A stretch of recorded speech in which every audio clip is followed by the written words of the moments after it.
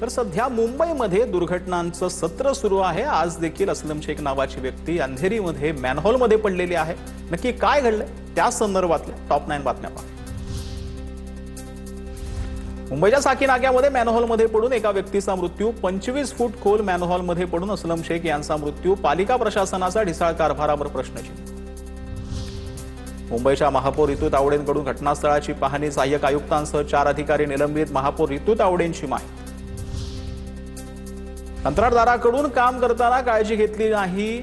पालिका आयुक्त अश्विनी भिडेंची कबुली। पालिकेकडून मृतांच्या कुटुंबियांना 10 लाखांची आर्थिक मदत जाहीर। घटनेच्या चौकशीसाठी एक कमिटी स्थापन। पालिका आयुक्त अश्विनी भिडेंची माहिती। दुर्घटनेची संपूर्ण जबाबदारी अश्विनी भिडेंचीच। महापालिका आयुक्त मॅडम आणखीन किती मुंबईकरांचे जीव घेणार? उपमहापौर संजय घाडेंचा पालिका आयुक्तांवर गंभीर आरोप। त्यांनी राजीनामा द्यावा अशीही मागणी। भाजपचे मुंबई अध्यक्ष अमित साठम यांच्या असंवेदनशीलतेचा कळस। जयंत पाटलांना साकी नाक्याची दुर्घटना सांगताना साठम फिदी हसले।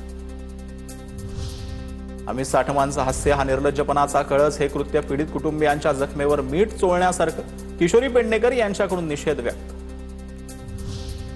दोन्ही विषयांना विधानसभेत मीच वाचा फोडली। 2 विषय वेगळे। ओळखीच्या माणसाकडे पाहून आपण हसतो हा विपर्यास झालाय। अमित साठम यांचं स्पष्टीकरण। अमित साठम कुठल्याही घटनेबाबत असंवेदनशील वागणार नाहीत। साठमांच्या बोलण्याचा संदर्भ वेगळा असेल। अमित साठम यांच्या असंवेदनशील वर्तनावर चंद्रशेखर बावनकुळे यांची प्रतिक्रिया। साकी नाका दुर्घटनेचे पडसाद। विधानसभेत आमदारांकडून दुर्घटनांचा मुद्दा उपस्थित। तर या घटनेसंदर्भात विधानसभा अध्यक्षांचा सरकारला कडक सूचना। अहवाल सादर करण्याचे निर्देश। तर या प्रकरणी राज्य मानवाधिकार आयोगाकडे वकील पंकज मिश्रा यांची तक्रार। तर दुर्घटनांची जबाबदारी नक्की कोण घेणार? कारण की प्रशासकीय अधिकाऱ्यांना निलंबित करण्यात आले, परंतु असे मृत्यू कधीपर्यंत होणार असा संतप्त सवाल नागरिक करतात। त्या संदर्भातल्या टॉप 9 बातम्या। जे राम मंदिरात घोटाळे करू शकतात ते मुंबई महानगरपालिका सोडणार का? आदित्य ठाकरेंचा सत्ताधारी भाजपवर हल्लाबोल। मुंबईकरांची सेवा करण्यासाठी मिंदेंसह भाजपला वेळ नाही, आदित्य ठाकरेंची टीका। पावसाळ्यापूर्वीची कामं झाली नाही, प्रशासनाला मुंबईकरांची काळजी नाही, विरोधी पक्षनेत्या किशोरी पेडणेकर यांची मागणी। भाजपला मुंबई सांभाळता येत नाही, त्या दुष्काळात 13वा महिना म्हणजे रितू तावडेंसारखा अनुभवी नसलेल्या व्यक्ती महापौरपदी। सुषमा अंधारेंचा भाजपसह तावडेंवर निशाणा। योजनाचा अभाव असल्यानं हे सर्व घडलं। मुंबईकरांचा जीव इतका स्वस्त आहे का? ठाकरेंच्या शिवसेनेचे आमदार सुनील प्रभू यांची साकी नाक्यातील घटनेवर प्रतिक्रिया।